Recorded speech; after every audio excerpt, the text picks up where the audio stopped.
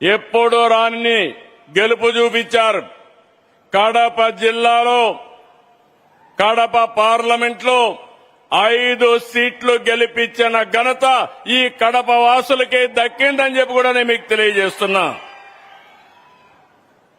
ఇందులో భాగమే ఈరోజు పరిశ్రమలు, పెట్టుబడులు, ఉద్యోగాలు, ఉపాధి అవకాశాలు, ఎన్ని అవాంతరాలున్నా, ఎన్ని అడ్డంకులున్నా, ఎన్ని అవమానాలు దాటుకుని ఈరోజు రాయలసీమ స్టీల్ ప్లాంట్ పనులు ప్రారంభించుకున్నాం. సీమ ప్రజలకి మనస్ఫూర్తిగా శుభాకాంక్షలు. నేను ఒకటే మీకు విజ్ఞప్తి చేస్తున్నా, నాకు ఎలాంటి స్వార్థం లేదు. రాయలసీమ రాళ్లసీమ కానియను, రతనాల సీమ చేస్తానని చెప్పి చేసి చూపిస్తున్నాం. చేసి నా నిజాయితీ నిరూపించుకుంటానని మరొక్కసారి మీ అందరికి విజ్ఞప్తి చేస్తున్నాం. ఈ ప్రాజెక్టు ఒక్కసారి చూస్తే మోసపూరిత శంకుస్థాపనలు 2019 డిసెంబర్లో ఒకసారి, 2023లో రెండోసారి భూమి పూజ. ఏం తమ్ముళ్ళు అడుగుతున్నా, ఒక తట్ట మట్టి తీశారా, లేకపోతే ఒక్క చిన్న బిల్డింగ్ కట్టారా అని అడుగుతున్నా. ఈరోజు మిమ్మల్ని అందరినీ విజ్ఞప్తి చేస్తున్నాం. అన్ని అడ్డంకులు తొలగించుకొని వచ్చాం. 1100 ఎకరాలు భూమి ఇచ్చాం. 16,350 కోట్లతో ఫేజ్ 1, ఫేజ్ 2 ఉక్కు కర్మాగారానికి నాంది పలికాం. మొదటి దశ 4,500 కోట్లు, రెండో దశ 11,850 కోట్లు. దీనికి కావలసినటువంటి సోలార్ ఎనర్జీకి 20,350 కోట్లు. మొత్తం కలిసి 36,700 కోట్లు ఈ ప్రాజెక్టు తరపున ఖర్చు పెట్టబోతున్నారు. 2 స్టేజెస్ లో 2 మిలియన్ టన్నుల ఉత్పత్తి జరుగుతుంది. ఈ సందర్భంగా మీ అందరికీ ఒకటే విజ్ఞప్తి చేస్తున్నాను. జేఎస్డబ్ల్యూ రాయలసీమ ప్లాంట్ తో ఆంధ్రప్రదేశ్ రాష్ట్రం ఉక్కు రాష్ట్రంగా తయారవుతుంది. విశాఖ ప్రాంతమే కాదు, నా రాయలసీమ కూడా ఉక్కుకు కేంద్రంగా తయారవుతుంది. ఉక్కు రాయలసీమగా తయారవుతుందని మరొక్కసారి విజ్ఞప్తి చేస్తున్నా. ఇంకొక పక్కన 4 దశాబ్దాల క్రితం మొదలైన విశాఖ ఉక్కు మన రాష్ట్రానికి తలమానికంగా ఉంది. ఆంధ్రుల హక్కుని పోరాడాం. కానీ ఈరోజు మనం చూస్తే అది ఒక ప్రశ్నార్థకంగా తయారయ్యే పరిస్థితి వచ్చింది. 7.3 మిలియన్ టన్నుల సామర్థ్యంతో అది రన్ చేయాలి. సంక్షోభం వచ్చింది. మైక్ సరిగ్గా చూసుకో. సంక్షోభం వచ్చింది. కానీ ప్రధానమంత్రి గారితో మాట్లాడి కేంద్ర సహకారం 11,450 కోట్ల ఆర్థిక సహాయం చేశాం. దీంతో అది లాభాల బాటలో ముందుకు పోయే పరిస్థితి వచ్చింది. ఇంకో పక్క అనకాపల్లి జిల్లాలో నక్కపల్లి 1,35,000 కోట్ల పెట్టుబడితో Arcelor Mittal Nippon steel plant ఒకటి పెట్టారు. ఇది 17.8 మిలియన్ మెట్రిక్ టన్నులు సామర్థ్యంతో పనిచేస్తుంది. ఈరోజు జేఎస్డబ్ల్యూ ఇక్కడ పెట్టేది 2 మిలియన్ మెట్రిక్ టన్స్ పెట్టడానికి ముందుకు వచ్చారు. మొత్తం కూడా ఏదైతే సర్క్యులర్ ఎకానమీలో భాగంగా ఉక్కు వేస్ట్ కూడా తీసుకుని దాన్ని కూడా మెల్ట్ చేసే పరిస్థితిలో వస్తారు. ఈ ప్లాంట్ యొక్క ప్రత్యేకత, భారతదేశంలో మొట్టమొదటిసారిగా గ్రీన్ ఎనర్జీతో గ్రీన్ స్టీల్ ఉత్పత్తి చేసే మొదటి ప్రాజెక్టు మన రాయలసీమలో మన ప్రాంతం రావడం ఇదొక గర్వకారణం. ఇంకో పక్క మీరు ఒకసారి చూస్తే ఇక్కడ కావలసిన భూమి ఇచ్చాం. గండికోట జలాశయం నుంచి 15 కిలోమీటర్ల పైప్ లైన్ వేసి 2 టీఎంసీ నీళ్లు ఇస్తున్నాం. జాతీయ రహదారిని 12 కిలోమీటర్లతో కనెక్ట్ చేస్తాం. ముద్దనూరు రైల్వే స్టేషన్ కి 12 కిలోమీటర్ రైల్వే లైన్ వేస్తాం. ఇవన్నీ చేసి ఈ రాయలసీమ చరిత్ర మార్చేట్టుగా ఈ ప్లాంట్ వస్తుందని చెప్పి కూడా నేను మీకు తెలియజేస్తున్నా. ఇప్పుడే సజ్జన్ జిందాల్ గారితోనే మాట్లాడాను. సజ్జన్ జిందాల్ది, you started your plant in Bellary, biggest plant in the country. I have seen your history, all of them. Here, all of you have to understand, Sajjan Jindalji, for the last 42 years he is doing business. So far, he is able to invest 10 lakh crores investment in 2 states, that is Maharashtra and Karnataka. Ballari is the biggest steel plant. Steel and stainless steel is number 1 in the country. Pipes and large diameter pipes is number 1 in the country. Flexible packing films is number 1. Power and energy is number 5. Cement is number 5. Ports is number 2. With all these things, I asked him only one thing. Our JSW Rayalaseema Steel will be bigger than Ballari. One day it is going to happen. That is 20 million plant. We are starting only 2 million plant. But we are having iron ore. I am assuring you, from Rayalaseema, we are having iron ore. I am going to give you iron ore. You have to produce steel. Make one of the biggest unit in India. That is the commitment I need from you. ఇది వస్తే మన జీవితాలే మారతాయి. ఇక్కడ అన్ని వస్తువులున్నాయి. రాయలసీమ వాసులు మనం గుర్తుపెట్టుకోవాలి. మనకు మినరల్ వెల్త్ ఉంది, లైమ్ స్టోన్ ఉంది, సిమెంట్ ఉత్పత్తి చేసుకోవచ్చు, ఐరన్ ఓర్ ఉంది. మనం దాన్ని స్టీల్ ఉత్పత్తి చేసుకోవచ్చు. National highways one of the best connectivity ఉంది. 5 ఎయిర్పోర్ట్లు ఇప్పటికే ఉన్నాయి. భవిష్యత్తులో అవసరమైతే 2-3 ఎయిర్పోర్ట్లు తెచ్చుకుంటాం. ఇంకో పక్క రైల్వే లైన్లు, పోర్టు కూడా కనెక్ట్ చేస్తాం.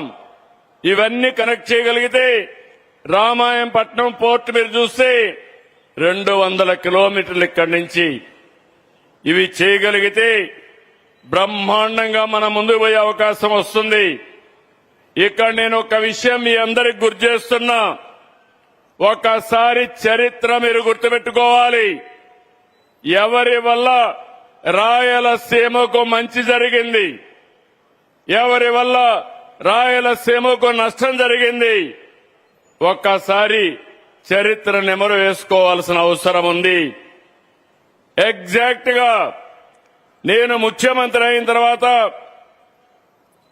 2010లో అనంతపూర్ జిల్లాలో కియా కంపెనీ తీసుకొచ్చాం. ఆ కంపెనీ 19 లక్షల కార్లు ఉత్పత్తి చేసింది. 3 లక్షల కార్లు ఎగుమతి చేశారు. 90 దేశాలకు చేశారు. అనంతపురం జిల్లా దశ దిశ మారింది. అదే సమయంలో ఇక్కడికి వస్తే 2007 గుర్తుపెట్టుకోండి, ఇదే జమ్మల మడుగులో 14,000 ఎకరాలు ఇచ్చారు. బ్రహ్మణి స్టీల్ అన్నారు, భ్రమ కల్పించారు, ఎయిర్పోర్ట్ కడతామన్నారు. ఇప్పుడు 2026కు వచ్చాం. కట్టారా తమ్ముళ్ళు అని మిమ్మల్ని అడుగుతున్నా, జరిగిందా అని మిమ్మల్ని అడుగుతున్నా. కానీ ఓబులాపురం గనుల పేరు చెప్పి అక్కడ దోపిడీ చేసి ఆ ఐరన్ ఓరు విదేశాలకు ఎగుమతి చేశారు. మొత్తం స్మగ్లింగ్ చేసే పరిస్థితికి వచ్చారు.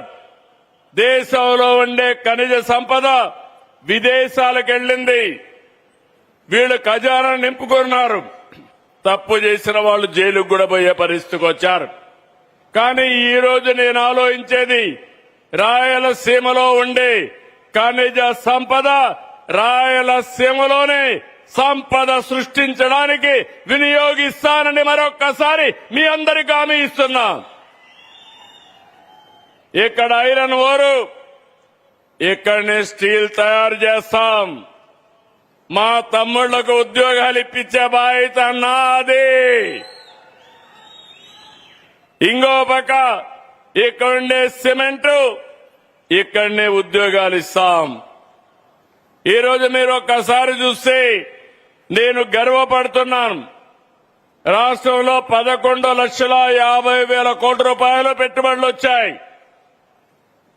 దానివల్ల ఒక 8-9 లక్షల మందికి ఉద్యోగాలు వస్తే ఈ రాయలసీమలో 4,58,288 కోట్ల రూపాయల పెట్టుబడులు వచ్చాయి.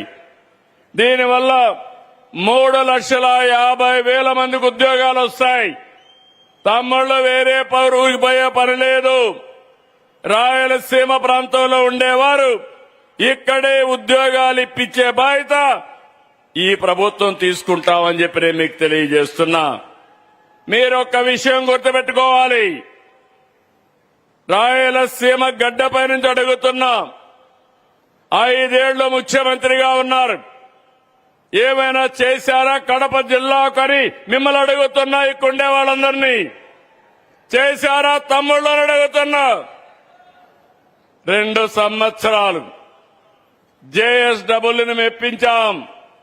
చిరకాల వాంఛ రాయలసీమ స్టీల్ ప్లాంట్ అన్ని క్లియరెన్స్లు ఇచ్చాం. ఈ రోజే పని ప్రారంభించాం. ఈ రోజు హామీ ఇస్తున్నా, 24 నెలల్లో పని ప్రారంభించి రాబోయే 24 నెలల్లో పని పూర్తి చేసే బాధ్యత మాది. ఎగ్జాక్ట్ గా 2 ఏళ్లు. ఈ రోజు డేట్ రాసి పెట్టుకోండి. ఈరోజు డేటు జూలై 3వ తారీఖు. అవునా కాదా తమ్ముళ్ళు అని అడుగుతున్నా. 2028 జూలై 3వ తారీఖు మళ్లీ వస్తా, దీన్ని ప్రారంభం చేస్తామని మీకు అందరికీ హామీ ఇస్తున్నా. 24 నెలలు ఐడెంటిఫికేషన్ తేవడం, 24 నెలల్లో పనులు పూర్తి చేసి జాతికి అంకితం చేసే బాధ్యత నేను, అదే మరిగా సజ్జన్ జిందాల్ గారు తీసుకుంటామని చెప్పి మీ అందరికీ హామీ ఇస్తున్నా. అది ఈ ప్రభుత్వం యొక్క పనితనం. ఇంకొక విషయం గుర్తుపెట్టుకోవాలి. ఈరోజు ఈ రాయలసీమలో ఒక్క ఇరిగేషన్ ప్రాజెక్టు పూర్తి చేయలేకపోయారు. కనీసం పులివెందుల్లో 1 ఎకరాకు నీళ్లు ఇవ్వలేకపోయారు.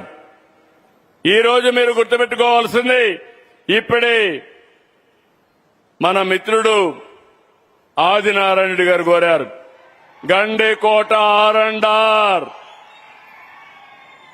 నేను అడుగుతున్నా నాటి ముఖ్యమంత్రిని, ఒకప్పుడు ఆర్ఎండ్ఆర్ నేనే ఇచ్చా, మళ్లీ ఆర్ఎండ్ఆర్ నేనే మీకు ఇచ్చి మీ సమస్య పరిష్కారం చేస్తానని హామీ ఇస్తున్నా. ఇంకొక పక్క రాజోలి 3 టీఎంసీ నీళ్లు నిర్మాణం కావాలని కోరారు. తప్పకుండా చేస్తామని మీ అందరికీ హామీ ఇస్తున్నా. ఇంకో పక్క ఎస్ఆర్బీసీ కంటిన్యూషన్ కూడా చేస్తాం. ఆర్టీపీపీ పక్కనే ఉంది. అది ప్రారంభించింది ఎన్టీ రామారావు గారి పీరియడ్ లో ప్రారంభించాం. ఇంకా కొంతమందికి ఉద్యోగాలు రావాలి. అక్కడ గాని ఇక్కడ గాని ఉద్యోగాలు ఇప్పించే బాధ్యత నేను తీసుకుంటానని మీ అందరికీ హామీ ఇస్తున్నా. ఇంకొక పక్క పూలే స్కూల్ అడిగారు, అది కూడా క్లియర్ చేస్తాం. ఇక్కడి నుంచి రాబోయే రోజుల్లో రోడ్డు అడిగారు, అవన్నీ ఇస్తాం. ఈ రోజు మీరు గుర్తుపెట్టుకోవాలి, అవుకు టనల్ పూర్తి చేసి కడాన పులివెందలకు కూడా చీనీ తోటల బతికిచ్చాం.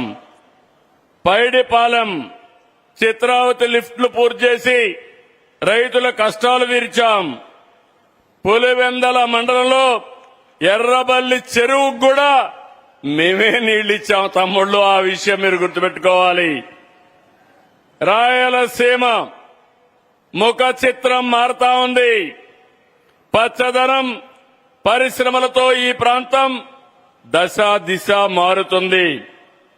ఒకప్పుడు రాయలసీమ రాళ్ల సీమ, ఈ రోజు సీమ అంటే space technology, aerospace technology, defence, drone, electronics, automobile, renewable energy, food processing, cement, gold mining, ఇలా అనేక రకాల పరిశ్రమలు వస్తాయి.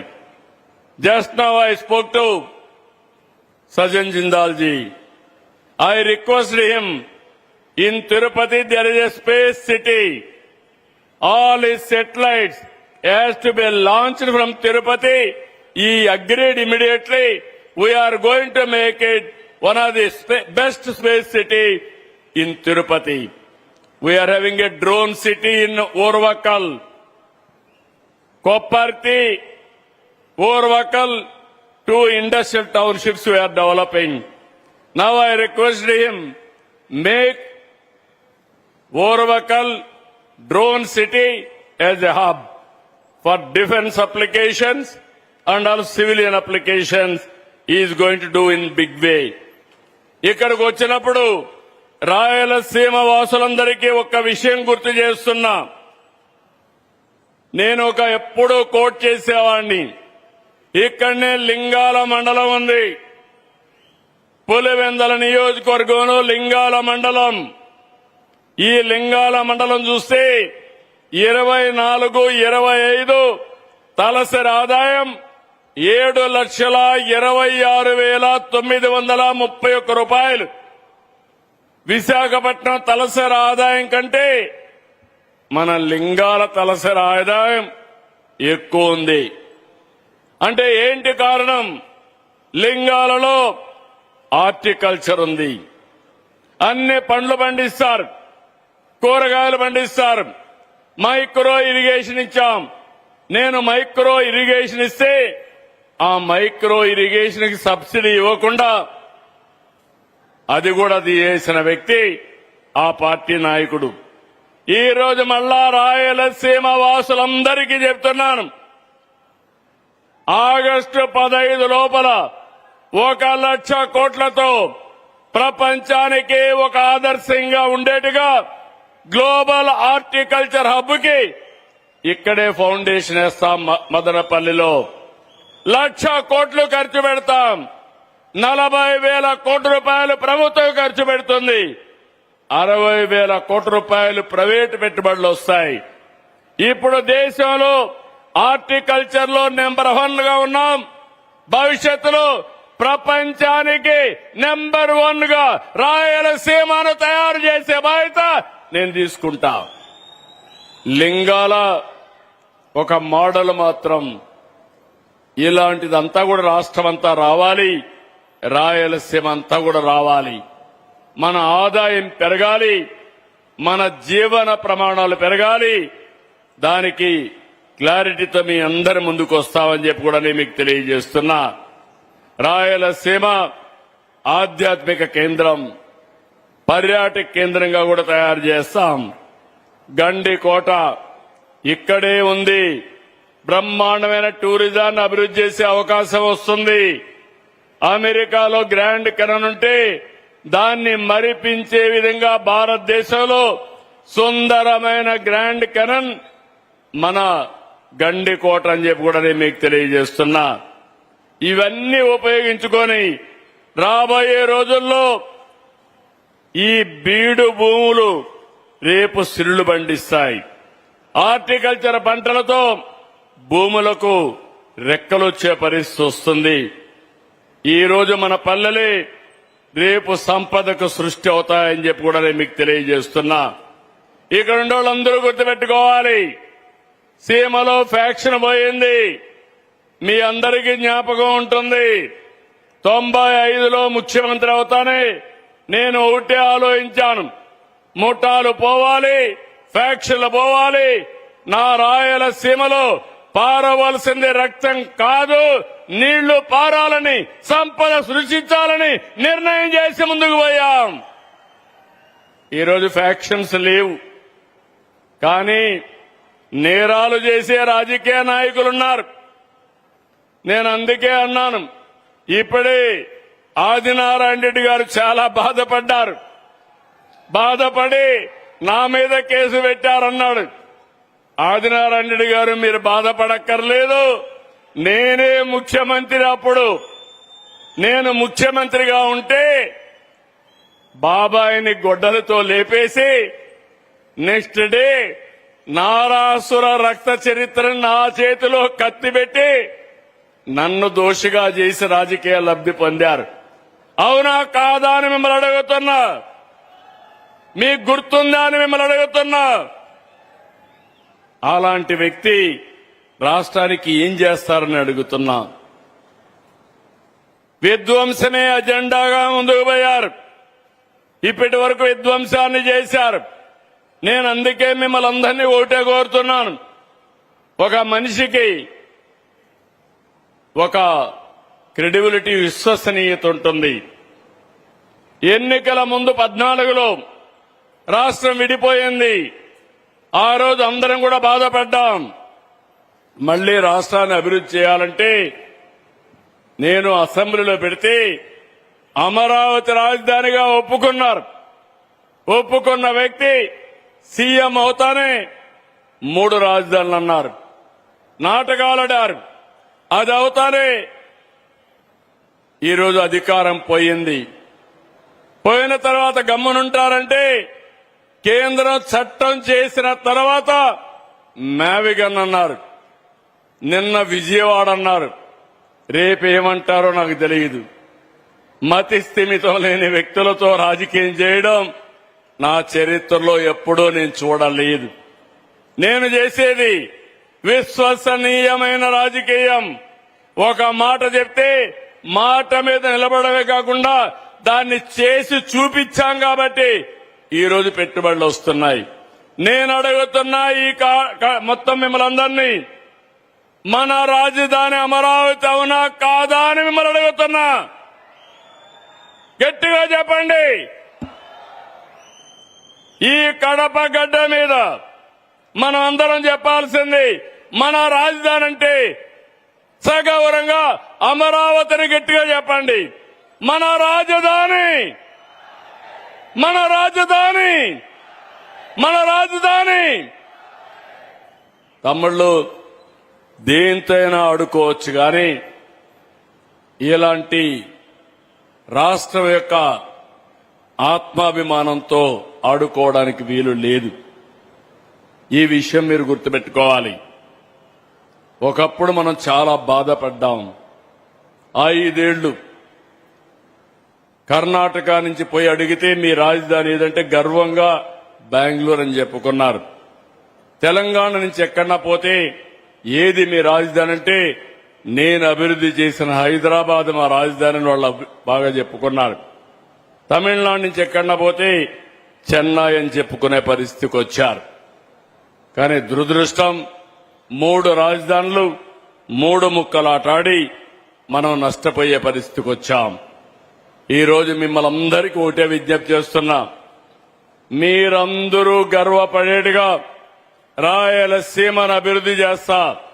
మీరందరూ కూడా గర్వంగా చెప్పుకునే విధంగా మీ రాజధాని ఏదంటే కాలరెత్తుకుని అమరావతిని చెప్పే విధంగా చేసే బాధ్యత ఎన్డీఏ ప్రభుత్వానిదని మరొక్కసారి హామీ ఇస్తున్నాం. అంతేకాకుండా ఈ రోజు ఇంకొక విషయం కూడా మీ అందరికీ అర్థం కావాలి. రాజకీయాలు ప్రజల కోసం చేసేటివి. హింసతో రాజకీయాలు జరగవు. నేరాలతో రాజకీయాలు చేయడం కరెక్ట్ కాదు. నేను తీవ్రవాదులతో పోరాడాను. నా కోసరం కాదు, సమాజం కోసరం. కడాన 23 క్లేమోర్ మైన్స్ నా మీద బ్లాస్ట్ చేశారు. నేను ఆ రోజు కూడా భయపడలేదు. ఒకవేళ సాక్షాత్తు వెంకటేశ్వర స్వామి దిగి వచ్చి నాకు ప్రాణభిక్ష పెట్టాడు తప్ప ఇంకోటి కాదు. ఆ విషయం మీరు గుర్తుపెట్టుకోవాలి. అలాంటి సందర్భాలు చాలా చూశాం. నేను ఒక ధ్యేయంతో పనిచేస్తున్నాను. నిన్న కూడా మీరు చూశారు. పోలీసులు నిర్వీర్యం చేసే పని చేస్తున్నారు. అక్కడ జరిగిన సంఘటన విజయవాడలో మీరు చూస్తే చాలా బాధేస్తుంది. పోలీసులు ఎప్పుడు లా అండ్ ఆర్డర్ మెయింటైన్ చేస్తారు. మన ఆస్తులు కాపాడతారు, మన ప్రాణాలు కాపాడతారు. ఇంకో పక్కన ఎన్నో టెన్షన్లుంటాయి. తీవ్రవాదులు సంఘ విద్రోహ శక్తులపైన పోరాడతారు. అలాంటి చేసినప్పుడు ఇటీవల కాలంలో ఎక్కడ చూసినా